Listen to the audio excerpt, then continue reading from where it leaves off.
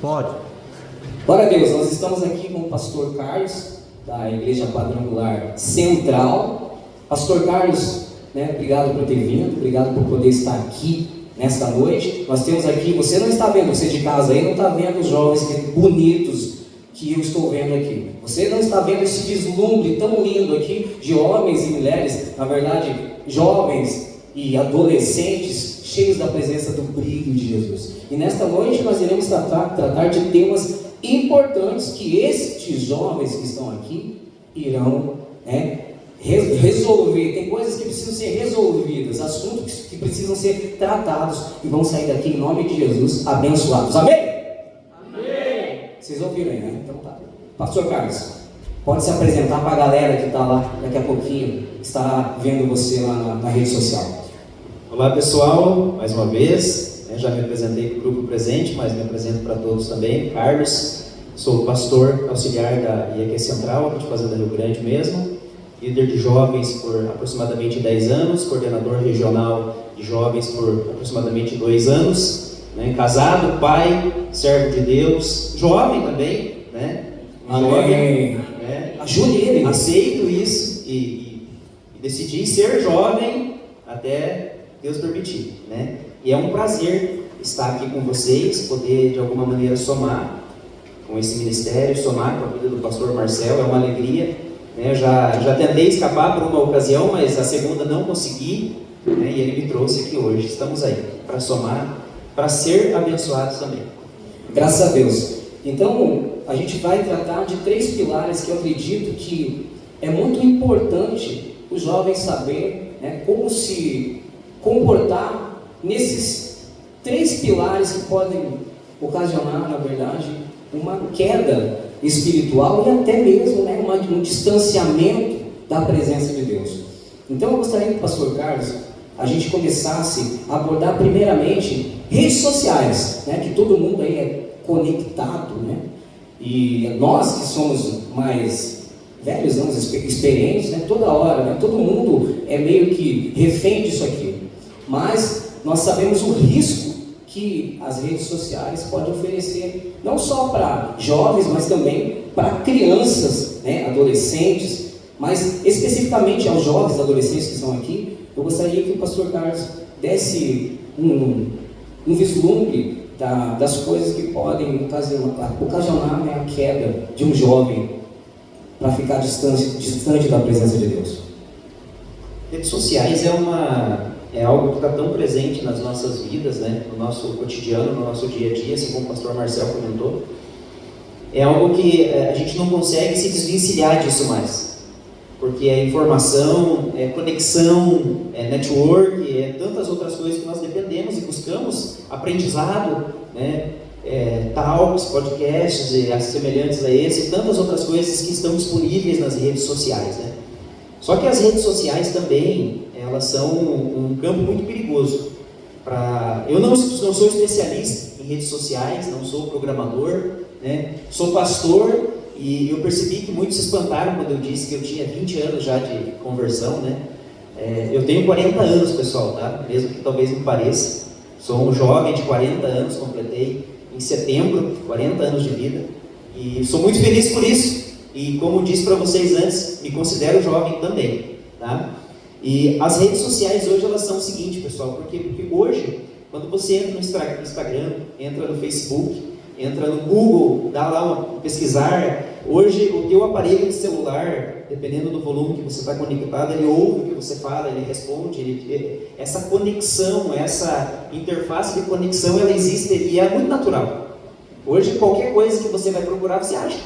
O Google, o ChatGPT te traz trabalhos, te traz conteúdos, te traz estudos, te traz tantas coisas. Mas, inclusive, redes sociais eu tive que até, pastor, há um tempo atrás, procurar uma pessoa, o Espírito Santo me incomodava muito, porque teve um período há um tempo atrás aí, que essa questão de manifestação nas redes sociais é muito perigoso, pessoal, Porque hoje eu sou um aluno de Direito agora, comecei agora, sou um aluno de Direito, mas assim, nós percebemos que as redes sociais para muitos é uma terra sem lei, que você pode dizer o que quiser, fazer o que quiser, e achar que não vai acontecer nada, mas isso não existe. Existem critérios, existem regras até para as redes sociais, e a gente tem que obedecer essas regras, porque nós somos cristãos, nós temos que obedecer, né? Isso faz parte do nosso DNA, a obediência. Assim como nós somos obedientes a Deus, nós temos que obedecer as regras que nos rodeiam também, né? E há um tempo atrás eu tive que procurar uma pessoa, pastor, para pedir perdão para ela. Já fazia, acho que uns 3 ou 4 anos, e eu tinha tido um desentendimento muito forte. Era uma liderada minha na época, e até na ocasião ela me mandou uma mensagem extremamente decepcionada, e eu me senti frustrado como líder. Falei, poxa, para que caminho que eu estou indo, né? De que forma que eu estou me comportando como líder para que uma liderada se manifeste dessa forma a meu respeito? É uma questão política que envolveu algumas falas, e por fim, algum tempo atrás procurei essa pessoa, conversei com ela. Ela tinha amadurecido também, assim como eu, né? O tempo traz isso para a gente, amadurecimento, né? Ela tinha amadurecido assim como eu, e a gente conversou, se entendeu, foi liberado perdão, oramos, amém. Mas assim, pessoal, rede social, tudo que os nossos olhos veem, tudo que entra no nosso coração, isso gera mudança em nós. E assim, quando nós ouvimos muitas pessoas dizerem isso aí, eu não sei por que está aparecendo isso na minha tela, não sei por que está aparecendo determinado conteúdo no meu celular, no meu Instagram. A tecnologia, ela funciona com algoritmo, né? Então, quanto mais tempo você para em determinadas situações, ali o algoritmo entende, opa, ele gerou interesse nesse conteúdo, e esse conteúdo vai começar a aparecer cada vez mais para você, independente de qual conteúdo seja, né? Seja conteúdo sexual, seja conteúdo educacional, seja conteúdo religioso. Então, ele vai disparar na tua tela, e sempre vai ser uma oferta maior, e isso é um agir também do inferno contra nós, não é verdade?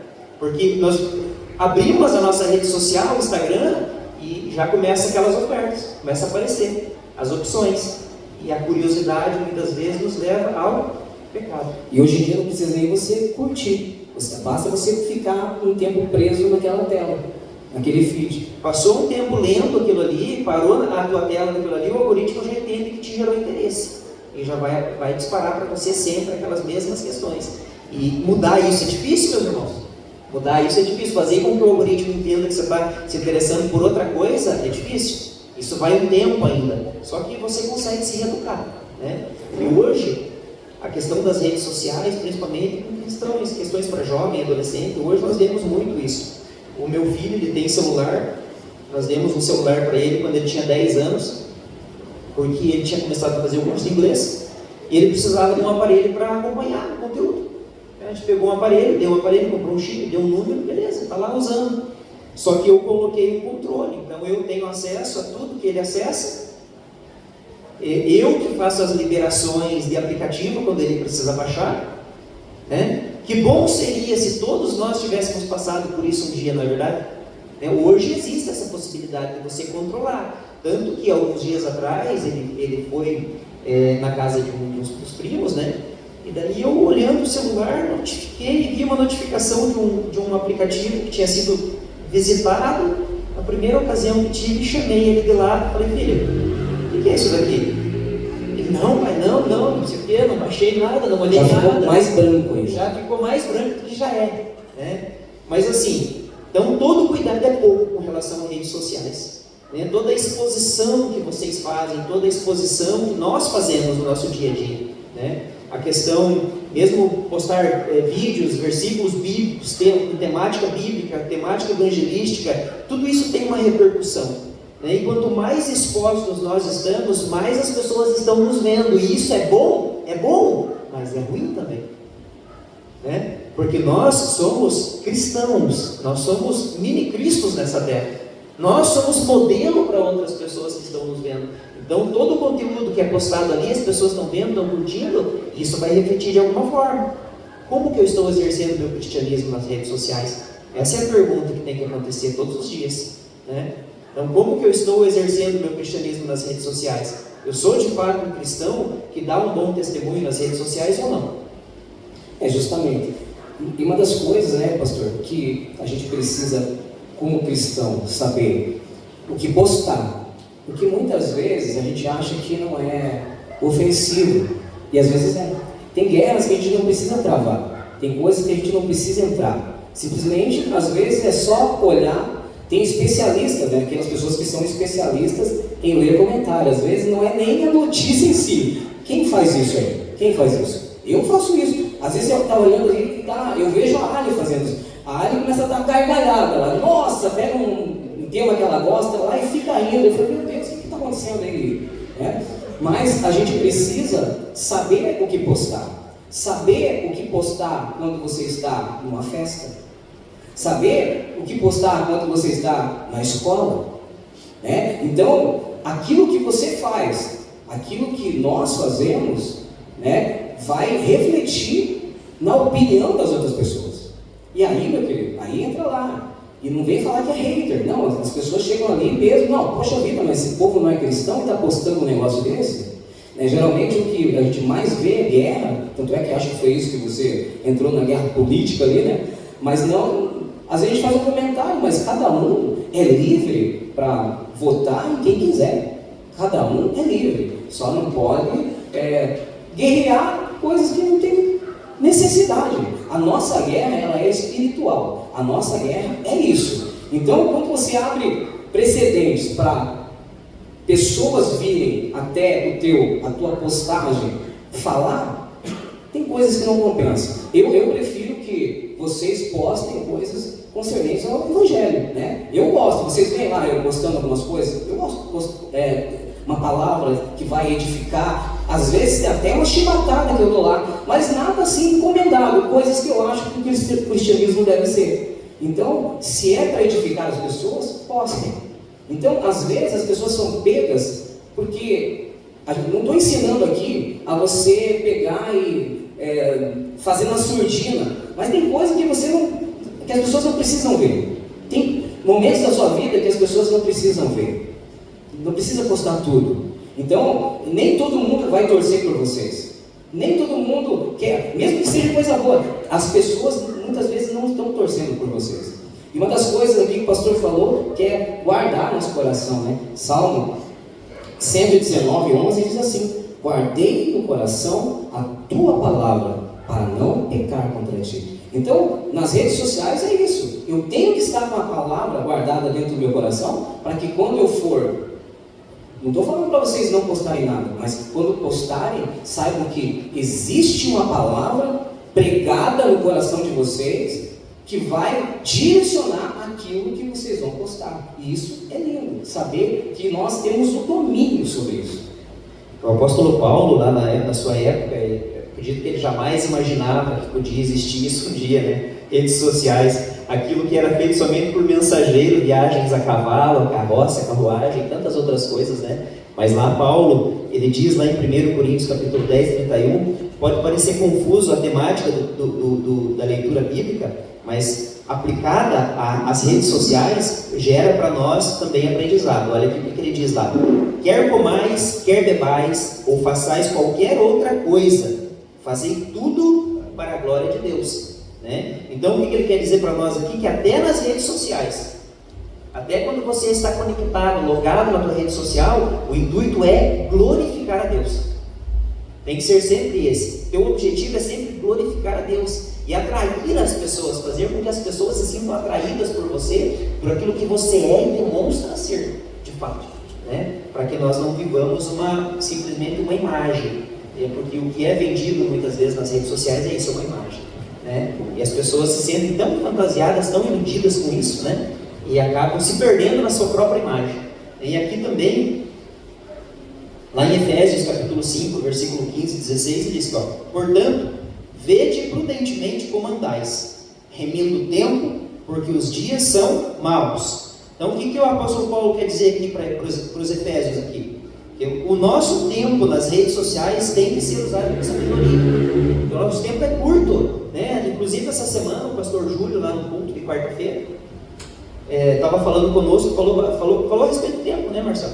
Estava lá, Marcelo, não? Sempre. Estava lá, né? Aí, ó, viu? Então, ele falou a respeito do tempo, meus irmãos. Então, o nosso melhor e maior presente que Deus nos dá é o tempo. Como é que eu estou usando o meu tempo? Estou usando para edificação? Estou usando para crescimento? Estou usando para impactar as pessoas de forma positiva? Estou usando para que eu possa me amadurecer espiritualmente? Então, aqui o apóstolo Paulo diz, olha, o tempo é curto, então vamos usar com sabedoria. E com relação ao tempo que o pastor está falando aqui, eu convidei uma jovenzinha e ela falou assim, eu estou corrida, eu já não sou tão jovem assim, então eu não sei que corrida, estou sem tempo. Então, puxa vida, aí a gente vê que esse tempo mal aproveitado, né, a gente vê que ele faz com que cada vez mais estejamos longe de Cristo. Eu vi uma frase assim, uma frase desta forma: o diabo ele não precisa tirar as pessoas da igreja, ele só apenas precisa ocupar o tempo delas. Porque daí, eu não vou na igreja porque eu não posso, porque eu estou corrido. Então, ele não precisa tirar você daqui, ele precisa só colocar, né, coisas para que você possa fazer e se distanciar de Cristo. Então, ele remida o seu tempo, já está ótimo para ele. Ele não vai ter tempo para ir para a igreja, ele não vai ter tempo para participar do culto de jovens. Então, temos que ficar atentos com isso, né, no nosso tempo. É verdade. Para completar aqui, Mateus capítulo 5, versículo 16 diz: assim brilhe a vossa luz diante dos homens. O que quer dizer aqui? Que seu testemunho também apareça nas redes sociais, né? Que você seja luz, assim como a palavra diz, mas em todos os ambientes, incluindo na rede social. E nessa questão aí, Efésios 6, 1 a 2, quantos aqui já tiveram o celular confiscado? Vocês são jovens mesmo, não tem adolescência, hein? Mas quantos já tiveram o celular confiscado aí? Levante a sua mão, meu filho. O meu filho já teve o celular confiscado, né? E aí a gente entra nesse mérito. Puxa vida, o que você está vendo?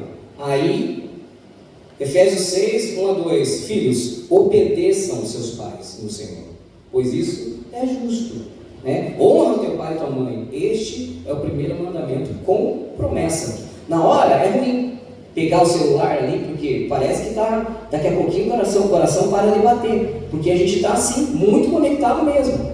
Você imagine se acabasse a energia elétrica, até a própria energia elétrica, tudo barrado, e a gente fica sem rumo, meu irmão, e é verdade. Aí você tem o celular confiscado pelo teu pai, simplesmente obedeça e honre, porque ele sabe o que está fazendo. Você, pai, aí, pode confiscar o celular dos seus filhos se ele merecer. Na verdade, assim como nós estamos aqui para servir a Deus, a tecnologia também está aqui para nos servir, não nós servimos a tecnologia, né? Eu, inclusive, comentei lá a respeito do celular do Pedro, né, do aplicativo, e ele tem tempo, ele tem 5 horas por dia para utilizar com rede social, ou utilizar no geral o celular, e às 10 horas da noite ele trava. E aqui eu estava saindo de casa, a Patrícia chegou para mim e falou assim: olha, libera o celular do Pedro, porque ele está na igreja, então depois você não consegue conversar com ele. Entrei no aplicativo, liberei o celular, está liberado. Assim que eu tiver com ele, habilito de volta os bloqueios. É assim, meus irmãos, né? Para que haja um controle, para que haja uma responsabilidade na utilização da tecnologia também, né? Porque, claro, além de todos os impactos que ela leva, o celular para adolescentes, para jovens, isso atrapalha bastante também a questão da visão, né?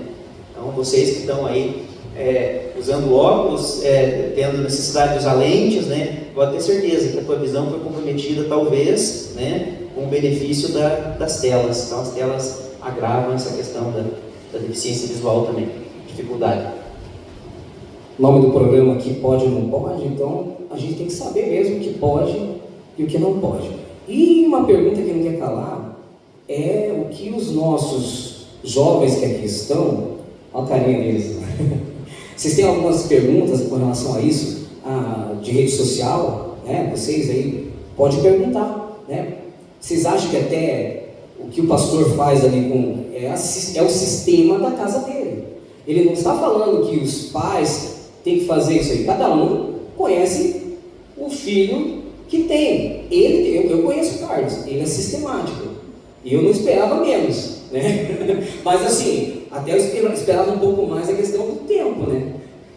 10 horas, chaveou ali e já era.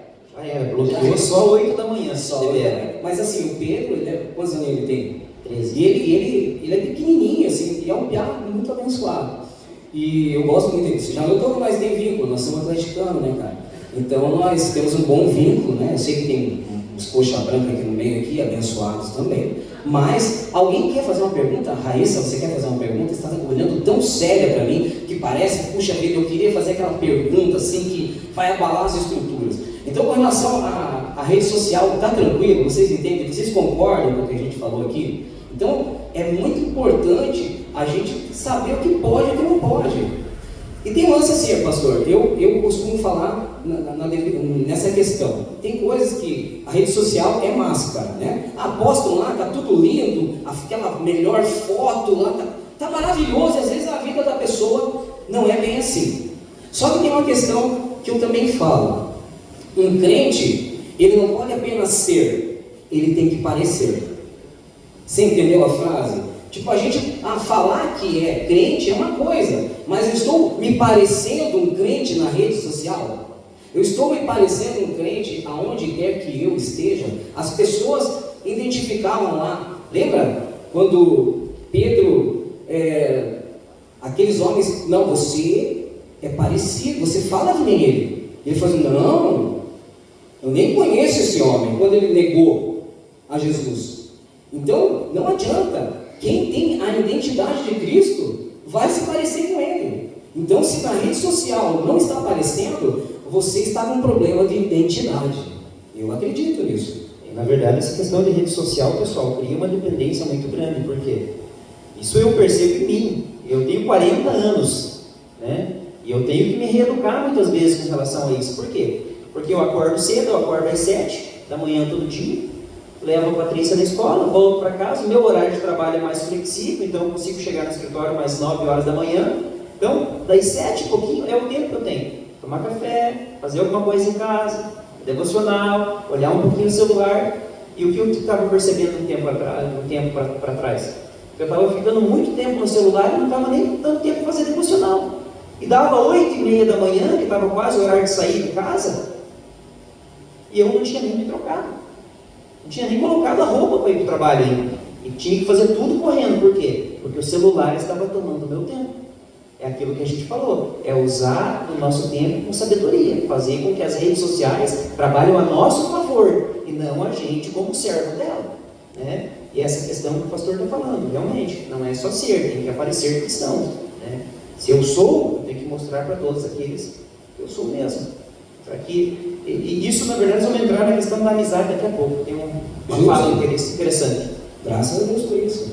Então, pastor, eu creio nesse sentido. Né? Pessoas aqui, tem gente que tem canal, né? Canal no YouTube. Eu não sei se vocês têm canal aqui. Vocês têm conta no TikTok. Dá para fazer live ali. Então, cuidar com que a live que vocês fazem. Né? Então, saibam que nós em si que estamos aqui, somos representantes de um grande reino.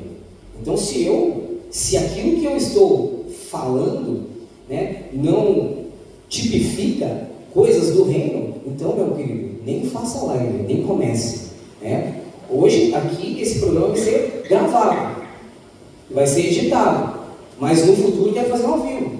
Fica melhorzinho um pouquinho mais, né? Dá uma melhorada aqui na questão de como fazer isso aqui, porque é algo que a gente está testando, é um teste, você está fazendo história, o pastor Júlio fala isso, né? Tudo que é começo, cara, vocês estão fazendo história aqui.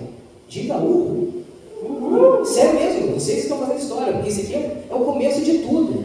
E muitas pessoas não levam a sério, eu estou levando isso aqui muito a sério.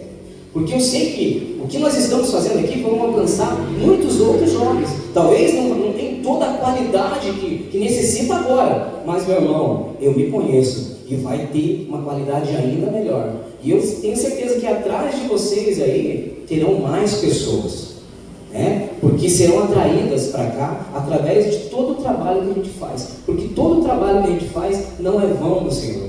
E entrando na questão da amizade, já vou linkar aqui, né? Com relação ao que eu estava falando com Pedro, quando nós nos temos um convívio com pessoas lá de fora, né? Em Atos 2 ou 5, se eu não me engano, fala que eles estavam até ali, esses dias aí, unânimes, né? Estavam ali querendo estar, esperando ser revestidos de poder, né? Ficar em Jerusalém até que do alto será revestido de poder. Eles unanimemente quiseram estar naquele lugar. Então, as pessoas, quando você tem ali uma multidão, mas um grupo de pessoas que nem nós estamos aqui, nós falamos a mesma linguagem, ok? Daqui a pouquinho, isso aqui se encerra, a semana inicia e você vai estar se relacionando com outras pessoas. Aí você tem lá o seu grupo de pessoas no seu trabalho, na faculdade ou quer onde você esteja. Aí, meu querido, se você for uma pessoa que tem um amigo não cristão, e isso não é errado, eu tenho amigos não cristãos, a Ali tem uma amiga não cristã, e ela visita essa amiga, e eu permito que ela vá, né? Porque nós temos que ser luz aonde nós estejamos. Então, essas amizades fora do nosso grupo de entendimento que nós criamos, né, como cristãos, que nós estamos no lugar certo, agora essas pessoas que nós precisamos estar realmente sendo influenciadores e não influenciáveis. Não é verdade, pastor? Então, você está lá no grupo. Se você começar a aparecer com este grupo que você frequenta, que não é o nosso grupo, você está sendo influenciado. Na verdade, entrando nessa questão de amizade, a gente começa desde muito cedo, né, a tratar sobre isso. Por quê? Porque já no ensino fundamental, no ensino médio, faculdade, escola, todas as áreas do nosso desenvolvimento humano, existe aquela necessidade de pertencer. Quem aqui já não precisou pertencer a um grupo para estar engajado, não é verdade? Né? O grupo dos bigodudos, o grupo dos cabeludos, o grupo do pessoal do boné de lado, o grupo do pessoal do boné para trás, o grupo do skate, o grupo da calça mais funda, né? Gente, tem grupo para tudo hoje, né? Tem grupo para tudo. E existe muita a questão da necessidade de pertencer. Então, muitas vezes você nem se encaixa nesse grupo, mas você sente uma necessidade tão grande de estar com essas pessoas, porque você as considera popular, que você se esforça para se encaixar numa realidade que não é tua, né? Aí começam as questões de preocupação com relação às amizades. O forçar-se para moldar as especificações do que os outros esperam de você, né? E quando o pastor fala aqui, eu ia fazer justamente essa pergunta, se era errado ou não ter amigos fora do meio cristão, né? Pode ou não pode? Pode. Deve, porque é lá, naquele ambiente, entre aspas, hostil para muitos, que você vai demonstrar quem você é, né? O evangelismo, ele acontece para quê? Com quem acontece o evangelismo, pastor? Com pessoas de fora do nosso ambiente, não é verdade? Então, enquanto você está lá se envolvendo com outras pessoas, se relacionando de forma amigável com outras pessoas, em quaisquer ambientes, escola, faculdade, clube, passeio, parque, qualquer lugar, você está demonstrando quem você é e está gerando interesse para aquelas pessoas. Opa, esse cara é diferente, é especial. Eu nunca precisei, fazem 2016, fazem 9 anos, 9, né? 2016, 9 anos eu acho que é, 9 anos. 9 anos que eu estou trabalhando no lugar que eu trabalho atualmente. Eu nunca precisei chegar para eles e dizer que eu era cristão. Nunca precisei. Simplesmente em um determinado momento, uma festa de confraternização no final de ano, eles falaram: Carlos, ora por nós. Eu nunca cheguei dizendo: olha, eu sou crente, não faça brincadeira comigo, não quero conversa com ninguém. Não precisei fazer isso. Mas eles identificaram algo diferente em mim, que me distinguia das demais pessoas aonde eles conviviam. Então esse é o nosso papel diante de uma sociedade e diante também das nossas amizades. Ser diferencial para que as pessoas olhem em mim e em vocês, essa é a diferença, e tenham interesse em ser semelhante a vocês, porque vocês estão sendo semelhantes a Cristo. Não é verdade, pastor? Então, essa é uma necessidade no sentido das amizades, que não fazer se moldar de acordo com as especificações que os outros esperam. Né? Se adequar às regras alheias, não. Você tem o teu padrão, porque Jesus tinha o seu padrão. Se nós somos cristãos, nós seguimos o padrão de Cristo. Né? E as amizades que nós temos, independente se são de dentro ou de fora da igreja, não podem interferir no nosso desenvolvimento de fé. Muito menos na nossa vida, nas nossas decisões. A partir do momento que isso começa a interferir, algo errado não está certo. Alguém tem alguma coisa aí para acrescentar? Algo assim, já aconteceu com você, que nem o que aconteceu com o pastor Carlos? Os teus amigos ali, eles sabem que eu sou cristão. Ninguém aqui, em nome de Jesus, é agente secreto. Né? Em nome de Jesus não são. Né? Então, tem alguém aí que você já ganhou para Jesus? A Raíssa, eu sempre estou falando Raíssa, né? Raíssa. É porque assim, a Raíssa, ela toca, né? Já ganhou pessoas para Jesus, né? Eu vou aí, Raíssa, eu vou aí. Conta aquela que você, conta aquela lá, aquela história, você estava tocando, você tem até um vídeo, pastor, ela tem até um vídeo lá no Instagram, mas o que aconteceu? Você falava também para mim, que nos ônibus você tem facilidade, né, para falar com os jovens em si. Pode falar comigo, eu sou teu pastor e nada, não vai dar nada. Ela é tímida aqui, mas ela é uma evangelista, pastor. Então, na verdade, a gente vê que os jovens atraem jovens. Né? Jovens têm que estar, né, atraindo jovens. Por que vocês estão assim, tão calados? Né? O microfone... Robertinho vai falar daqui a pouco. Daqui a pouquinho, quer falar alguma coisa, Jonathan? Sim. Olha aí. Falando em ganhar vida para jovens, né? Lá em Minas, eu vou lá em Minas uma vez por mês. Eu sou da Uberlândia, né? Um amigo meu chegou em mim, mundano, bebia e tal. Eu cheguei até ir na festa com ele fazer esse tipo de pergunta: se eu posso frequentar em determinado ambiente para salvar vidas. E vai ser uma pergunta também que eu vou fazer. E ele ia nas festas e tal, ele falou: John, você quer ir comigo? Eu falei assim: nossa, cara, eu chamo o cara para a igreja e o cara nunca vai. E aí teve um dia que ele: não, eu vou, porque eu sou maduro o suficiente para, dependendo do ambiente, eu sei onde que eu posso ir, o que eu não posso ir, o Espírito Santo está comigo. E aí, certo dia eu fui lá e tal, falei assim: cara, vamos embora, que eu já não estava me sentindo bem e tal. Aí eu falei assim: agora é minha vez de convidar. Eu convidei ele e ele falou assim: cara, não sei e tal. Eu já joguei o H, falei assim: mas quantos anos você já está com 20 e poucos anos? Você falou para mim que não queria namorar? O lugar certinho de procurar namorada é na igreja, porque você vai encontrar uma esposa. E nisso, no que ele estava procurando, eu joguei para ele que lá na casa de Deus é o local certo de encontrar uma esposa. E hoje, graças a Deus, já é o terceiro sábado que ele já está indo lá. Ele falou para mim: nossa, Deus é muito bom, Deus está me usando muito. Nunca achei que ser cristão era mentira, eu achei que era cringe. Era um trem meio esquisito, eu olhava os cristãos com uma cara meio diferente, né?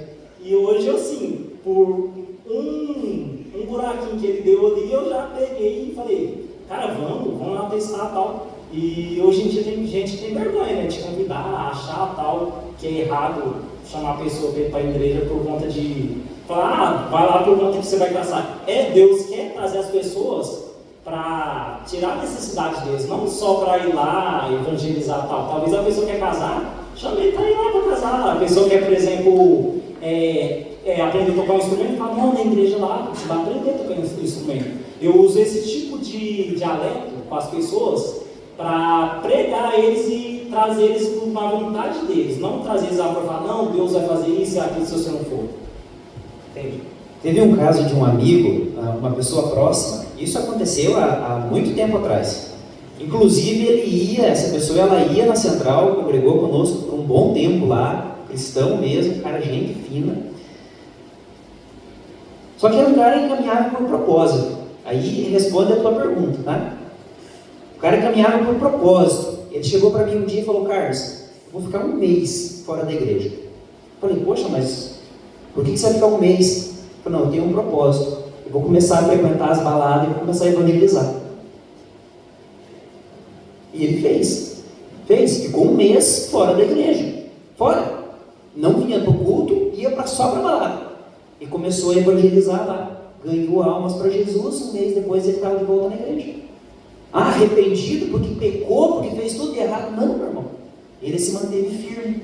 Entendeu? Aí, respondendo à questão que você comentou, o cristão ele não está limitado a ambientes. Eu não penso que o cristão está limitado a estar somente no culto, segunda a sexta, domingo, sábado. Não está limitado a isso. Se houver um propósito da parte de Deus sobre a vida dele, ele pode ser levado para diversos lugares. E ele vai cumprir com o objetivo, com o propósito que foi estabelecido para ele. E ele vai ganhar almas para Jesus. Tá? Porque aonde você estiver, mesmo que você não queira, você é luz.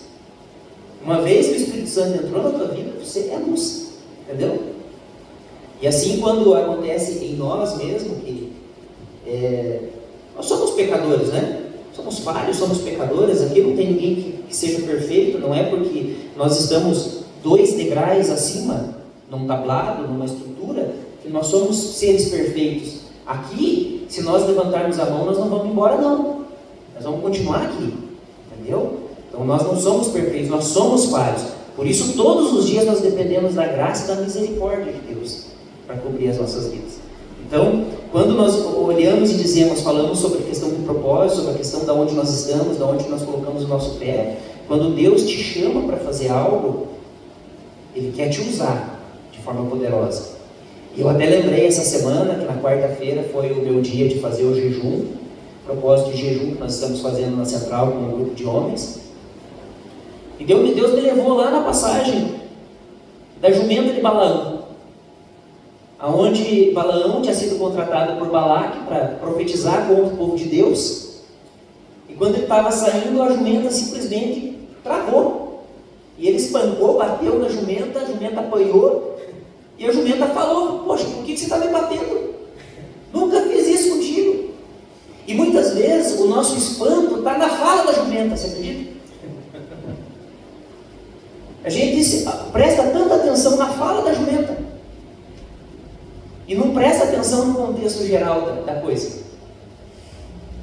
Balaão, ele tinha um propósito. Deus falou para ele, falou assim: você vai, mas você vai falar o que eu ordenar. Entendeu? Ele foi contratado para falar contra. Foi contratado, ele aceitou o pedido, mas Deus falou para ele, falou: você vai acompanhar eles, mas você vai falar o que eu disser. Então a questão não está em quem fala, está no que você ouve e da forma como você ouve. Essa é a verdade. A jumenta falou, beleza, mas quem que está ouvindo? Quem que está compreendendo? Quem que está entendendo? Somos nós. Então, daí você talvez se perca naquilo que foi dito, mas, assim, não quer dizer que tem que vir uma jumenta falar de volta? Ou você está se comparando ao jumento, querendo se dizer que está sendo usado por Deus? Não, porque quem fala é Deus, não é o jumento. Essa é uma preocupação muito grande nossa, porque eu estava pensando justamente nisso, pastor, porque para mim também é novidade, pessoal. Para mim também é novidade. Nós fizemos um trabalho como esse, semelhante, na Central, mas faz muitos anos atrás, né, onde nós reunimos alguns casais, chamamos os casais de jovens para a igreja e tal, fizemos um talk, né, um momento de bate-papo, um momento de descontração, um momento de compartilhar, tá, de experiências. E eu estava pensando sobre isso quando eu estava vindo sair da minha casa. Falei: Deus, que a minha boca seja a tua boca, porque de mim eu não tenho nada. Nós não temos nada em nós, não tem nada em nós que Deus olha e fala: assim, você é especial, você vai falar e as pessoas vão ser movidas. Não, porque quem fala é Deus. Então a nossa preocupação é: vocês estão ouvindo Deus através da nossa fala? Essa é a nossa preocupação, não é de quem está falando. E a gente muitas vezes olha e fala, né, que essa era uma preocupação minha também quando eu era líder, que a gente sempre fazia os cultos, queria ver os jovens satisfeitos, queria ver os jovens envolvidos, queria ver os jovens adorando, buscando a Deus, e nós nos sentíamos frustrados, porque muitas vezes o louvor não acompanhava a nossa expectativa. Porque muitas vezes as canções não eram aquelas. Eu imaginei as canções na minha mente, imaginei como seria aquele momento e não foi como eu esperava. Mas não é eu que tenho tenho que achar? Porque o culto não é para mim, o culto é para Deus. E daí quando eu comecei a pensar mais, a ter mais atenção naquilo, comecei a prestar mais atenção na forma como os músicos tocavam o seu instrumento, comecei a prestar mais atenção na letra da música, comecei a prestar mais atenção em algumas pessoas. Nem todas as pessoas vão ser tocadas no culto. Nem todos vocês vão sair daqui nessa noite com conteúdo palpável. Não. Mas se isso acontecer com 2 ou 3, já é o suficiente. Já é sinal de mudança. Já é sinal de que você vai sair daqui, talvez você compartilhe com outras pessoas aquilo que foi ouvido aqui. Então essa é a questão. Não é quem fala, é a forma com que você ouve. Então que você ouça Deus falando para você, né? Porque nós somos homens sujeitos ao pecado, às falhas, né? E todos os dias, meus irmãos, assim como Jó fazia, todos os dias nós temos que pedir perdão a Deus. Uma das coisas que ele fazia é se desviar do mal. Aí entra o que você falou. Você falou algo assim: eu me conheço. Aí o pastor falou o propósito. Aí falou do rapaz que fez o propósito de estar numa balada lá. Irmãos, o propósito que a gente vem de Deus, ok? Eu vou lá para que eu não me distancie dos meus amigos. Eu também. Eu um dia fui convidado para ir numa festa e eu fui. Agora eu cheguei e depois falei, quero ver você indo na igreja, né? O ambiente. Só que tem ambientes que, dependendo da tua estrutura, você não pise lá, né? Vamos dizer ali, claro que vocês, graças a Deus, não bebem. Só que uma pessoa alcoólatra, se ela for num ambiente, achar que ela é fortinha para evangelizar os outros, quando vê, ela está saindo abraçada com os amigos que ela fez no momento. Então, a gente tem que pensar nisso. Que nem o pastor falou, existe um propósito. Aquele rapaz teve um propósito. Só que depende aonde você vai pisar. E às vezes, né, pastor, pessoas usam de propósito, não o propósito, para, né, não vão usar uma fala dessa para que liberamos, vamos todo mundo para a balada, depois aqui. Não, a gente sabe aonde pisa. Nós temos que saber onde vamos pisar. Principalmente vocês que, muitos aqui, não tiveram essa oportunidade e nem queiram. Porque eu, como jovem, eu gostaria de não ter provado as coisas que eu provei. Feliz é o jovem que nasce dentro do ambiente cristão e não prova desse tipo de coisa. E às vezes a pessoa quer, ter propósito, sai da presença de Deus e vai procurar, eu quero conhecer. E não é nada de evangelismo, não, é curiosidade. E a curiosidade, meu irmão, já tem colocado um monte de jovens no mundo. E aquilo que vem da parte de Deus traz resultado, tá? Sim. Então não adianta você dizer que Deus te deu um propósito para fazer algo, que você vai se esforçar para que aquilo aconteça e você não apresenta resultado. Porque se Deus te colocou para fazer algo, Ele vai fazer com que esse algo dê resultado. Assim como esse jovem falou lá, inclusive o pastor Marcel comentou aqui, né? Não é qualquer ambiente. Por quê? No sentido de as pessoas, caso te vejam em determinados locais, elas vão se escandalizar, elas vão pecar, elas vão falar de você, vão reclamar de você para o teu pastor, vão reclamar de você para o teu líder, né? É o escândalo, e a própria Bíblia diz isso. Se você for fazer o outro pecar, amarre uma corda no teu pescoço e joga ao mar. Entendeu? Então, antes de você fazer o teu irmão pecar, entenda que é realmente Deus que está te falando algo. Se é de Deus, vai ter resultado. Se não tiver resultado, meu irmão, é a tua vontade manifesta. E tem que estar muito, um jovem que está aprendendo, que está no momento de aprendizado, tem que estar muito conectado em Deus para ter uma revelação dessa, a qual ele vai lá fazer esse tipo de aventura, né, evangelística, né, e com certeza, se não tem fruto, é fruto da tua cabeça, meu irmão. É fruto da sua imaginação. Então, tem coisas, tem lugares que a gente não pisa, justamente por testemunho. Casamento, festa de aniversário, né? Vocês acabaram de chegar no casamento. Então, não tem problema. mas tem situações ali e é neste exato momento que aparece alguém. E aqui, Provérbios capítulo 13, versículo 20 diz: quem anda com os sábios será sábio, mas o companheiro dos tolos sofre aflição. Né? Então, o que a gente aprende aqui? A importância de escolher bem as nossas amizades. Né? Saber com quem nós estamos andando, porque aí vai definir o nosso desenvolvimento, tanto como cristão, como seres humanos, e como tantas outras coisas. E quando nós falamos de amigos, nós lembramos muito de Jesus, né? Jesus, em uma das suas falas lá de João, ele diz: olha, já não lhes chamo de servos, porque o servo não sabe o que faz o seu senhor, mas eu vos considero amigos, porque aquilo que eu recebi do Pai, eu lhes ensinei. Então, amizade de verdade é compartilhar, e não é compartilhar só momentos bons. Não é o momento só da festa, não é o momento só da alegria, não. Meus irmãos, a amizade é aquela que compartilha contigo dos momentos ruins também, né? Da tua dificuldade, do teu momento de aflição, do teu momento de dor, do teu momento de sofrimento. E é difícil a gente encontrar amizade assim, hein? É difícil encontrar, né?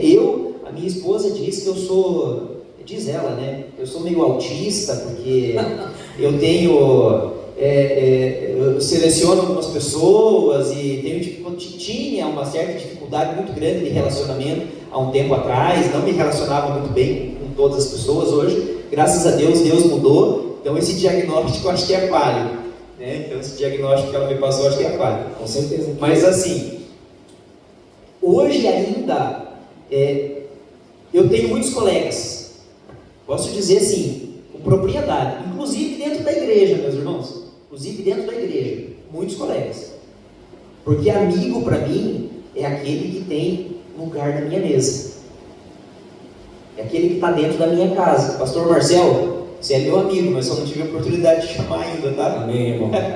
Vice-versa, né? Porque assim, meus irmãos, amizade de verdade é aquela que divide o pão contigo na mesa, é aquele que está ali contigo no momento de dificuldade, é aquele que não espera algo mais de você, não. O que você pode dar, ele está disponível a compartilhar, né?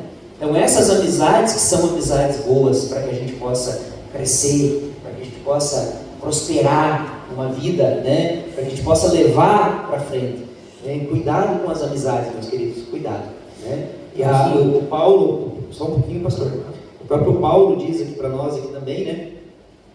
Que não, cadê o Paulo aqui? Paulo, aqui Paulo, 1 Coríntios capítulo 15, 33, diz: as más companhias corrompem os bons costumes, né? Que pais que chegam para vocês quando vocês saem de casa e falam: filho, quero que você volte com baseado na mão.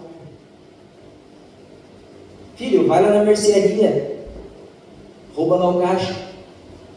Não, nós somos bem instruídos dentro da nossa casa. Nós temos bons costumes dentro da nossa casa, né? Nós aprendemos a nos portar, a obedecer, a respeitar, né? Pelo menos comigo foi assim, né? Minha mãe, hoje na verdade a gente percebe que as pessoas mais velhas, elas estão mais relaxadas assim, em alguns aspectos, né, pastor? Né? Acho que o tempo vai passando, a modernidade foi chegando e parece que chegou para eles também. Eu digo isso para minha mãe, falei: mãe, quando que ia chegar qualquer pessoa na tua casa e abrir a geladeira sem a tua autorização? E na casa da minha mãe às vezes acontece isso, né? Porque ela perdeu o pulso? Não, porque as coisas foram se mudando com o passar do tempo, e hoje talvez isso não é tão importante para ela, mas esses valores ela nos ensinou. Eu não chego na casa de ninguém e vou mexer nas coisas das pessoas. São costumes, são modos, são princípios que estão na gente. Só que o que Paulo diz aqui, ó? As más companhias corrompem, destroem, eliminam os bons costumes. Então por isso que nós vemos hoje muitas pessoas, muitos jovens, adolescentes, saindo de suas casas, se envolvendo com pessoas erradas e às vezes até perdendo a sua vida por bobeira. E daí nós ouvimos aquele discurso: nossa, era uma boa pessoa. Podia ser, meus irmãos, mas as companhias corrompem. É verdade. E pastor, com relação a que você está falando aí, muitos intitulam pessoas, né, por pertencimento. Eu quero me sentir pertencente, então todo mundo é meu amigo. Esse aqui é meu amigo, né? E nem todo mundo é amigo, é colega. Você bem falou, né? Ser colega é diferente, você ter colega é diferente de ter uma amizade. Então, Provérbios 18, 24 diz assim, quem tem muitos amigos pode chegar à ruína, mas existe amigo mais apegado que o irmão. Às vezes, tem pessoas que você tem uma amizade, a Ari tem uma amizade com a moça lá, que ela não tem com as irmãs. Existem amigos mais chegados do que os irmãos, até próprio da igreja. Mas, né, claro, você tem que saber escolher os verdadeiros. Existem os falsos. Né? Eu tenho uma pessoa que é meu melhor amigo e o bichinho navega ali, né? Tá ali e não tá. Mas é uma pessoa que eu posso contar. É uma pessoa que eu vou chegar lá e converso com ele, posso desabafar. Chegar, ele chora no meu ombro, eu choro no ombro dele, e eu sei que é verdadeiro. E outra coisa, eu não preciso, a distância não atrapalha a nossa amizade. A distância, ela faz ainda com que nós ficamos ainda mais unidos, porque aqueles às vezes que te rodeiam, que te bajulam, não são aqueles os verdadeiros, mas você tem que aprender a discernir, essa palavra é muito boa, discernir quem são eles. E eu aprendi assim, na vida, você vai ter no máximo, meu irmão, uns 2 amigos, que o resto é colega, na vida, no máximo 3. E ainda vamos ficar brigando, mas de nós 3, quem é o melhor amigo? E é verdade, irmão, a gente tem um grupo seleto de pessoas a quais a gente vai poder contar. A grande maioria, infelizmente, não. Por isso que seja um bom amigo. Jesus é o nosso melhor amigo. Mas você seja um bom amigo para as pessoas que te rodeiam. Não seja um colega. Amém, pastor? Amém. Amém, pessoal. Alguém quer comentar essa questão aí? Sobre amizade? Alguém? Ninguém? Então tá bom. Vamos... Encerramos essa parte de amizade, pastor? Tem mais alguma coisa que o pastor queria falar? Tranquilão, né? Perfeito. Perfeito. Agora vamos na parte mais legal da coisa, que é namoro, relacionamento, pastor. O relacionamento, vamos falar sobre isso, né? Temos que falar sobre isso. O irmão entrou ali, olha só o conselho que ele deu lá, né? Vai lá na igreja, você vai casar. Né? A sabedoria do garoto. Por quê, meu irmão? Porque se eu não encontrar uma mulher de Deus na casa de Deus, tá feia essa casa de Deus, né? Então a fala do irmão não foi errada, né? Eu falei, acho que foi esses dias aí. Eu falei assim, o teu Isaac, coisa de velho, né? Isaac e Rebeca, né? O teu Isaac está lá, você vai pescar ainda, né? Às vezes ele não está aqui, mas você não vai procurar na balada lá, você não vai encontrar lá. Você vai encontrar desviado, talvez você encontre lá. Mas infelizmente a gente tem que pescar, mas está por aí, né? Vamos aí ganhar para Jesus, deixar o pastor tirar os carrapichos, aí de repente você tem que ver como essa pessoa e o comportamento dessa pessoa, sendo que ela já está por algum tempo ali, ou ela está vindo, né, recentemente. Então não é errado o que você falou, e é verdade, é um pensamento, porque eu também, quando entrei, eu não entrei na casa de Deus para procurar um namoro, né? Porque uma das coisas que eu fui mais afetado na minha vida é a parte sentimental. Então, eu já contei aqui para vocês em culto que eu me achava muito feio, né? Uma que o tamanho também. A gente fica ali, você sofre bullying na escola e é horrível. Vocês estão rindo, mas vocês estão bem baixinhos. Tem uma bem pequenininha lá no ponto lá, que eu tenho certeza que se não cuidar, sofre bullying, né? Até na igreja. Mas de qualquer forma, a gente tem que saber a nossa identidade. E aquilo me afligia, meu irmão. E o relacionamento, se eu achava assim, se eu estava com alguém, pastor, eu olhava ali, acho que ela vai gostar mais daquele outro jovem, olha a noia, mas vai gostar mais daquele cara do que de mim. Olha só o sofrimento que gerava. É engraçado para ouvir isso, mas quem sente, meus irmãos, é horrível. E eu passei por isso, terrível. Desabafei. Eu tenho uma história interessante. Quando eu conheci a minha esposa na escola, né? Falar de namoro é show de bola. Namorei por 6 anos. Namorei por 6 anos e estou casado há 17. Então eu estou com a mesma pessoa já faz 23. É sinal que deu certo, né? Sinal que deu certo. E quando a gente fala de namoro, eu lembro, a primeira vez que a Patrícia me viu na escola, ela chegou e pediu para mim 50 centavos emprestado. Você vê como que era, né? Interesse, né, meus irmãos?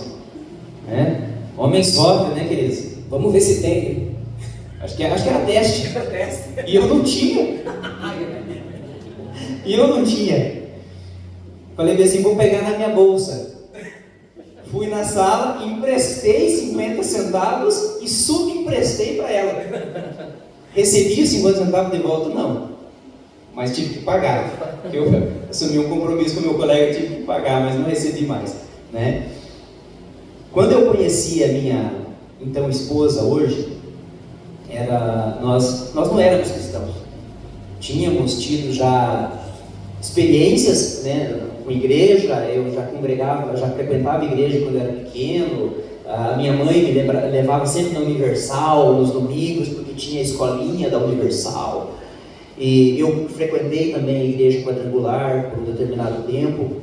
Mas assim, o interesse naquela época, meus irmãos, era outro. Não sabia de Deus nada. Sabia de ficar com as meninas, né? Era só isso, só festa. Queria só saber de ficar. Chegava no final do culto, não sabia nem o que tinha sido pregado. Mas o importante, eu estava lá, trocando a ideia com as meninas, né? E quando eu conheci a minha esposa, eu também não era da igreja. E nós não éramos tão velhos assim. Por isso que você fala assim, poxa, 23 anos com a mesma pessoa, então começaram a namorar cedo. Começamos. Aí eu vou dizer para você, era outro tempo, né? Pode ou não pode? Será que cola? Era outro tempo? Eu tinha 16 anos quando comecei a namorar com ela. Ela tinha 14. Hoje, se você falar em namorar com 14 anos dentro da igreja, é quase uma afronta para os pais. Meu filho, que tem 13 anos, esses tempos atrás, acho que foi esse ano ainda, ele chegou para mim, peguei ele na escola, ele entrou no carro e falei, pai, ele falou para mim, pai, o que eu faço quando eu estou gostando de uma menina? Eu falei, 13 anos, já está desse jeito? Eu falei, ora bastante. Ora bastante. Daí ele, só isso? Só isso. Ora bastante. Mas daí depois que cheguei em casa, claro, tive que chamar ele em particular, ter uma conversa com ele a respeito, né? Explicar para ele, o relacionamento é uma troca, que ele ia amar muitas meninas aqui. Na escola, 13 anos de idade, gente. Né? Ia se apaixonar muito ainda. Falei, filho, na tua época, cada ano eu era apaixonado por uma. E surpreendentemente, meus irmãos, sempre era a Patrícia. Era de Deus. Eu casei com a Patrícia. Sempre Patrícia. Desde o segundo ano, as Patrícias me perseguem, pastor. Desde o segundo ano. Desde a segunda série. Desde a segunda série, as Patrícias me perseguem. Me perseguiam, né? Agora não perseguem mais, que eu já estou com a minha, já encontrei a minha, a ideal. Então, daí tive que ter toda aquela fala, dizendo, filho, relacionamento é uma troca, o que você tem para oferecer? Você está preparado para assumir um compromisso? Para ver se o namoro cristão é namorar para casar. Não é namorar para namorar. Daí, se ele chegasse para mim e perguntasse, poxa, mas por que você namorou 6 anos? Eu não ia ter resposta, meus irmãos. Não ia ter resposta. Mas eu disse para ele, falei, filho, namoro é para casar, é compromisso. Você vê como nós somos em casa, nós temos despesa, né? Eu casei com a tua mãe, eu tinha 23 anos, ela tinha 21. Então eu já tinha uma certa experiência, ambos trabalhavam, a gente conquistou. Falei, você acha que é fácil você ter o que a gente tem hoje? A gente não é rico, meus irmãos. A gente tem carro, a gente tem casa, temos uma vida segura, né? Podemos dar um certo conforto para os nossos filhos. Falei, filho, você acha que foi fácil ter isso? Não foi fácil. Com 16 anos eu estava preparado para isso, para assumir um compromisso. Tanto que o dia que eu cheguei a conversar com meu sogro lá, eu lembro que ainda era a eleição, a primeira eleição do Lula, estava faceiro o homem da vida, era lulista vermelho naquela época, estava faceiro, feliz, o dia que o Lula ganhou a eleição, Momento propício. mas olha, escolhi o momento ideal, cheguei para conversar com ele, pedi a minha então esposa hoje em namoro, Companheiro. e quase faltou falar assim, né, para mim. Mas ele estava tão feliz, fez um churrasco, fez costela, estava contente, me recebeu bem na casa. E quando ele perguntou quais são suas intenções, era normal no passado, não sei se hoje continua igual, né, pastor? Mas era normal lá atrás, meus irmãos. Quais são suas intenções? Naquela época eu já trabalhava, já tinha uma ideia do que eu queria para o futuro. Eu falei, não, minha intenção é namorar com ela para casar. Amém? Fui lá, concedeu a bênção dele, comecei a namorar. E foi essa. Demoramos 6 anos para casar porque ela me enrolou, tá? Porque eu queria ter casado antes, ela queria terminar a faculdade, e eu com pressa de casar. Resumindo, gente, a gente namorou 6 anos. Dos 6 anos, 3 deles foram sem Jesus. Quando em 2005, a gente começou em 2002, 2003, 4, 5. Final de 2004, nós recebemos o convite para ir na Igreja Visão Missionária. Foi na Igreja Visão Missionária em dezembro de 2004 que a gente aceitou a Jesus. Daí nós começamos a frequentar a Central no início de janeiro de 2005. Nos batizamos. Ela nunca tinha tido experiência fora do relacionamento. Eu já tinha experimentado outras coisas. Mas ela nunca tinha tido experiências fora. Então, para mim era desafiador. Para ela nem tanto, né? Mas para mim era desafiador. Para mim, viver o cristianismo sabendo que eu tinha que me abster de algumas coisas que para mim era normal no passado. E a gente ainda continuou naquela mesma caminhada por quase mais um ano, até que um dia nós chegamos e conversamos. Cheguei e falei para ela, nós vamos casar? Vamos casar. Você quer entrar de noiva na igreja? Quero entrar de noiva. Então, a partir de agora, a nossa vida muda. Nós assumimos um compromisso, eu e ela assumimos um compromisso, oramos a respeito disso, falamos, olha, então, a partir de agora, a gente só vai ter as coisas necessárias quando depois que casar. E quando a gente fala isso, nós criamos um desafio muito grande. Por quê? Porque hoje é difícil colocar na mente do jovem que está sendo bombardeado com as redes sociais, com as amizades e com tantas outras coisas aí do entorno, essa necessidade de se preservar, essa necessidade de se guardar para um relacionamento sério, para um relacionamento seguro, para um casamento. E o namoro cristão é isso, meus irmãos. O namoro cristão é abrir mão daquilo que você acha prazeroso, legal, bom, para algo muito melhor. E foi um desafio para mim chegar e ter essa conversa com meu filho. Não falei nesses termos, é claro, mas disse para ele, filho, para um relacionamento, você tem que ter algo em troca. O que você está disposto a dar? O que você está disposto a oferecer? Ele falou, pai, hoje eu não tenho nada para oferecer, eu não tenho nada. Então você não está preparado para um relacionamento. Daí quando nós chegamos e dizemos que namoro cristão é para casar, e nós vemos essa questão acontecendo dentro das igrejas. As meninas se relacionando com meninos, meninos com meninas, que bom que é assim, né, pastor? Que bom que é assim, né? Menos mal, mas está ruim. Menos mal, mas está ruim.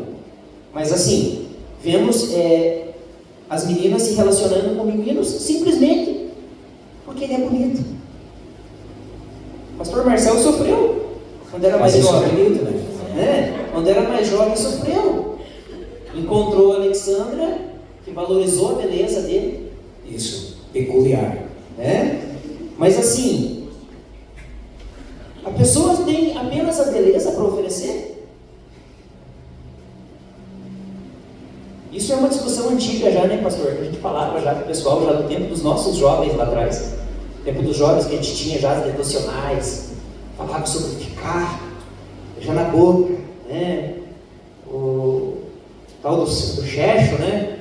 Não, mas espera aí, pastor, só um minuto. Então, pode ou não pode ficar? Claro que não, né, pastor? Não. Né? Aqui, o que a Bíblia diz para nós aqui, ó?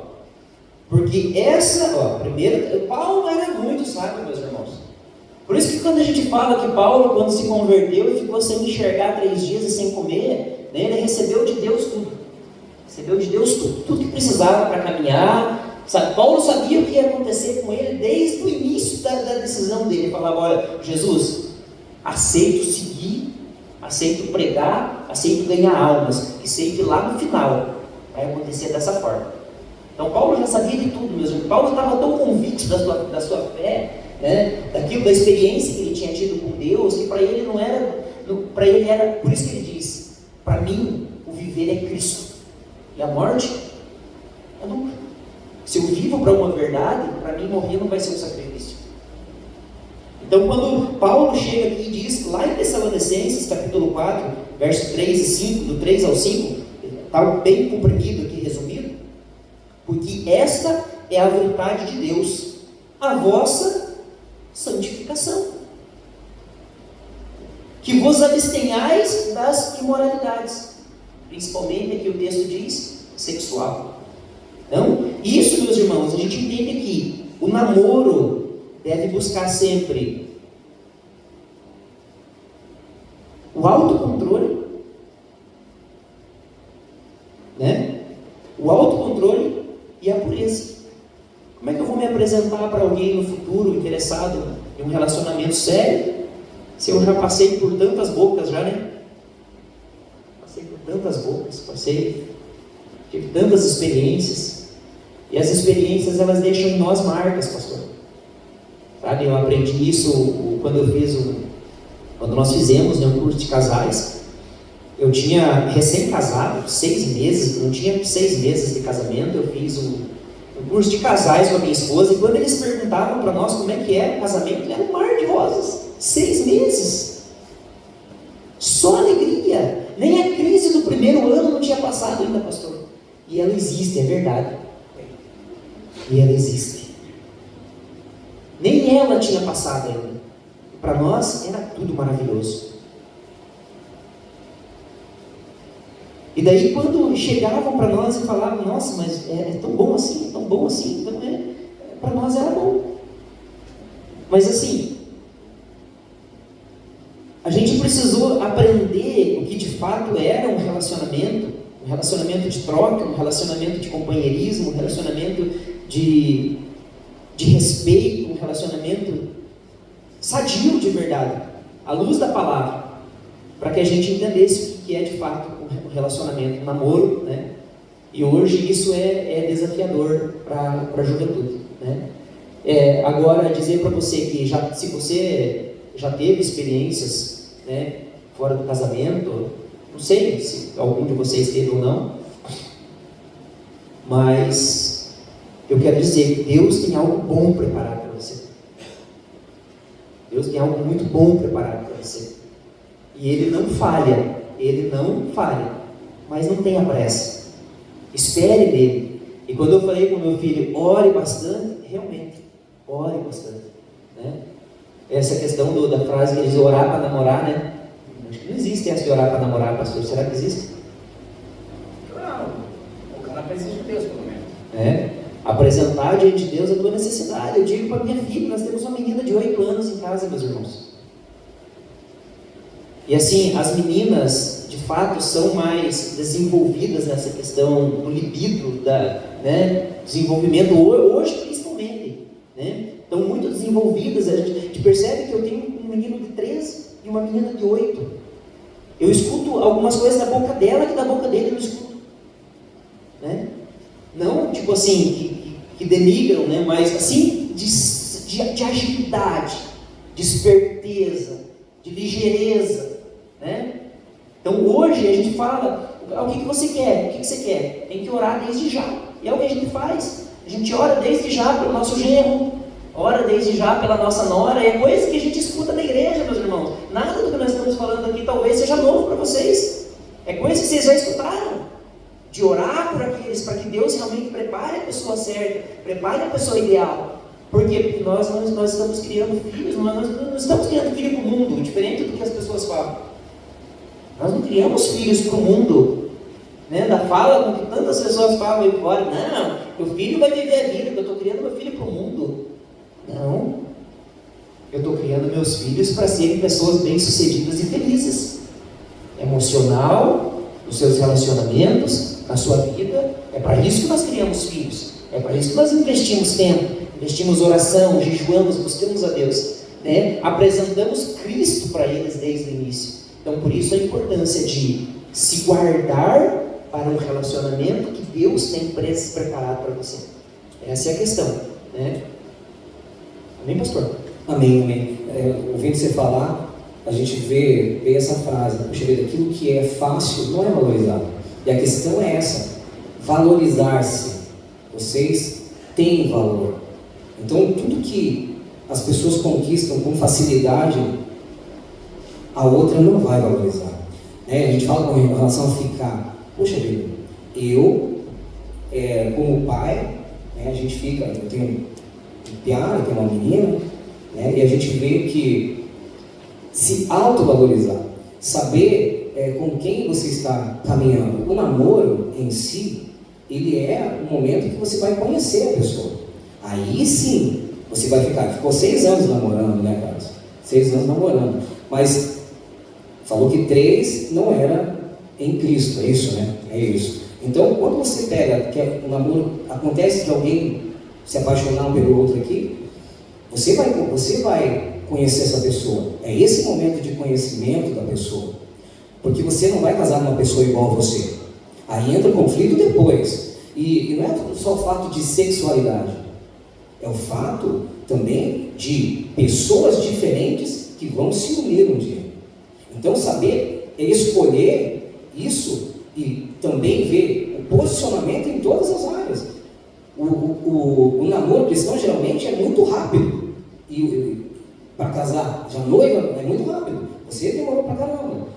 Só que assim, esse conhecimento é esse momento a qual você não está ficando com alguém, você está assumindo um compromisso com uma pessoa, a qual você está conhecendo essa pessoa. Você não está ferindo o coração de alguém, porque tem pessoas, eu já vi situações, de pessoas se relacionarem com pessoas fora da igreja. Essa pessoa vem para a igreja e quando você vê, os dois estão fora, porque a pessoa não tinha compromisso. O compromisso que era outro, era o compromisso que você tinha antes quando ia à igreja. Então, você jovem, tanto menina quanto menino, você tem que saber trazer uma pessoa que ame a Jesus, ame a Cristo. Um dia eu falei para o Marcelo assim, você tem que ver, Marcelo, como essa pessoa se comporta na igreja. Ela é uma adoradora, você vê ela adorando, você vê ela, ela procura ter ministério na igreja. Puxa vida, aí você não vai ter dificuldade, porque você está vendo o que é mais importante. Essa pessoa ama mais a Cristo do que você. E é isso um relacionamento duradouro. Eu amo mais o meu Deus do que eu amo a Rádio ou os meus filhos. Então, se eu sou essa pessoa, e se você detectar isso nessa pessoa que você, porventura, se apaixonou, ou está olhando, puxa vida, que bonito, você tem que ver isso. O interesse por Cristo, primeiramente, nessa pessoa. Senão, a pessoa pode até ser uma pessoa até de boa intenção, mas vai ser um homem ou uma mulher que vai te impedir de se relacionar com Cristo. E isso é muito importante. E aqui, na verdade, gera uma certa polêmica para nós aqui, quando nós falamos dessa questão. Já ouviram falar do tal do jugo desigual? É uma frase presente, na vida do cristão, E quando Paulo, meus irmãos, diz aqui para nós, aqui em 2 Coríntios 6,14, não vos prendais a um jugo desigual com os incrédulos. O que Paulo está querendo mostrar para nós aqui? A importância de ter o mesmo propósito de fé. Porque não é simplesmente isso, por isso que eu digo para vocês, o que vocês estão ouvindo aqui, boa parte das coisas é repetido, meus irmãos.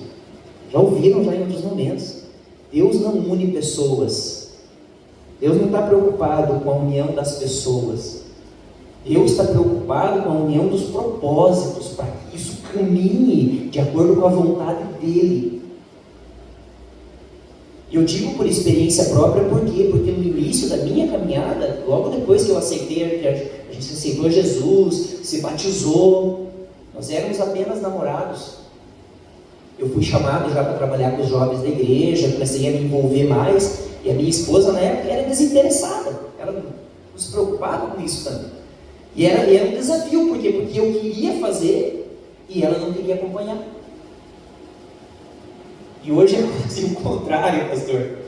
Hoje a Patrícia lá está como líder principal do Ministério Infantil da igreja, né? Eu sou líder do culto de primícias também, pastor auxiliar da igreja e tudo, mas às vezes assim é ela que chega e fala, não, vamos. Então essa questão é a união dos propósitos que Deus tem para mim e para a tua vida. Sabe? Não é simplesmente olhar para aquele olho maravilhoso assim, que te olhou, te seduziu, né? Te deixou atraído, te deixou mais contente. Não é isso daí. Não é questão de olhar, é a questão de propósito de Deus na tua vida. Por isso que eu digo para você, Deus tem a pessoa certa, preparada para você. Então não tem que caçar qualquer um que não seja o que Deus preparou. Porque daí na hora que chegar a pessoa certa, você já vai estar comprometido com a pessoa errada. E por isso que acontece muitas vezes desfazimento de relacionamentos, separações e assim por diante. Tantas coisas que acontecem nos relacionamentos, porque as pessoas não têm paciência de esperar.